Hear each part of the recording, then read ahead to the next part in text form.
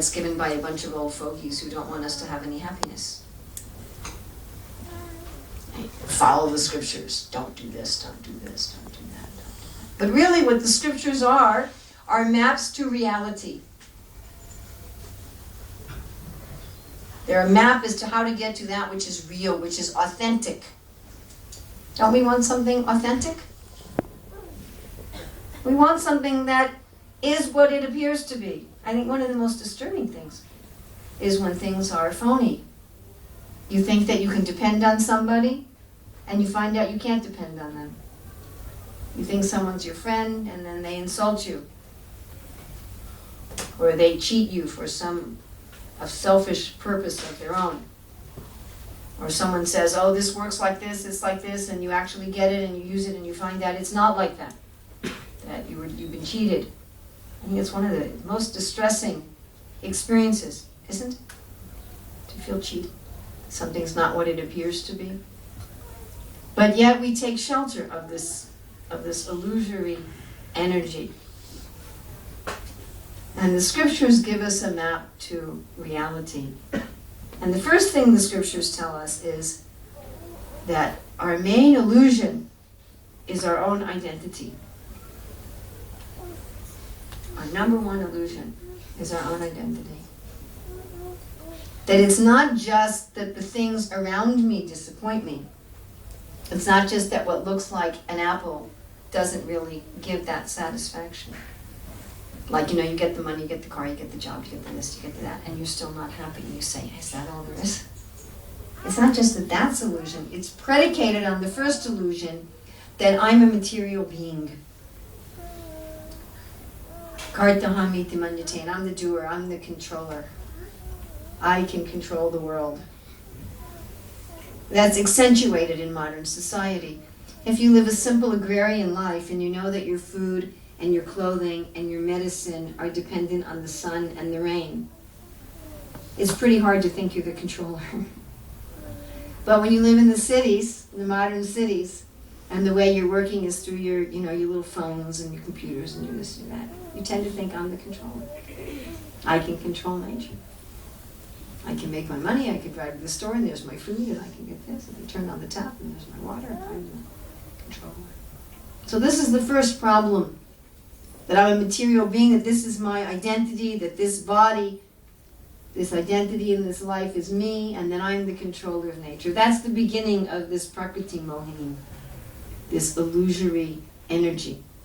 And all the other illusions flow from that. So the first things the scriptures say is, guess what? You're really nothing to do with this. You're a spiritual being. And as a spiritual being, really our success is already there. Our success isn't something to be achieved. When one's in illusion, one thinks that I'm not now successful and I want to become successful. Or I want to become more successful. I have to achieve something. I have to learn something. I have to do something. I have to go somewhere. I have to know people. But all of that is part of the illusion. The reality is my success is already there. I'm already part of God. I don't really have to achieve anything. It's already there. I already have everything that I need. I'm eternal. I never die, I never get old, I never get sick, I never get hurt. I already have a perfect relationship with God. Yad bhava bhavita diyo manujastataiva samprapya rupa mahima sanayana bhusha suktaryameva nigama pratitaistavanti govinda manipurusham tam maham vajami. Says there I already have a house. Even furniture, it says asana. We each have our own eternal house. Bhushana, with ornaments. We have a house, we have furniture, we have ornaments, we have our own identity, our own eternal family, everything is there. Kalpa Vriksha Lakshapatesha, we live in a world full of desire trees. Where you desire something and it's there. That's our home, that's where we live, that's who we are. So our real success is just waking up to that fact. That's really all that success is. We already own it. Chaitanya Mahaprabhu, an avatar of Krishna who appeared about 500 years ago, he tells this story of this man whose father left him an inheritance, but he didn't know about it. Sometimes that might happen. It might have happened to my husband, actually. He had a great aunt who had left him some inheritance, but he didn't know. He hadn't had a relationship with her for 20 years. And we got this letter in the mail, "You've gotten something from your aunt's," whatever her name was. And he said, "Oh, that's interesting." And we got a little china cup and saucer.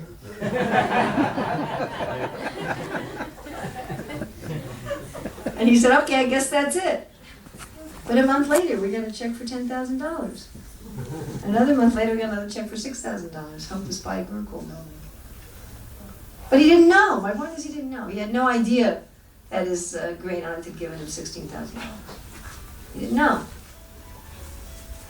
And I have one friend who makes a living helping people find money that they didn't know they had. Tax refunds and money from relatives. That's how he makes his living. So Chaitanya Mahaprabhu said like that, we all have a treasure that we don't know about. We have a very wealthy father and he's given us a treasure, but we don't even know that it exists. So the treasure's already there. Already there. It's not really something that we have to achieve. So that is success. Success is not, my dear friends, getting things in an illusory world with an illusory identity.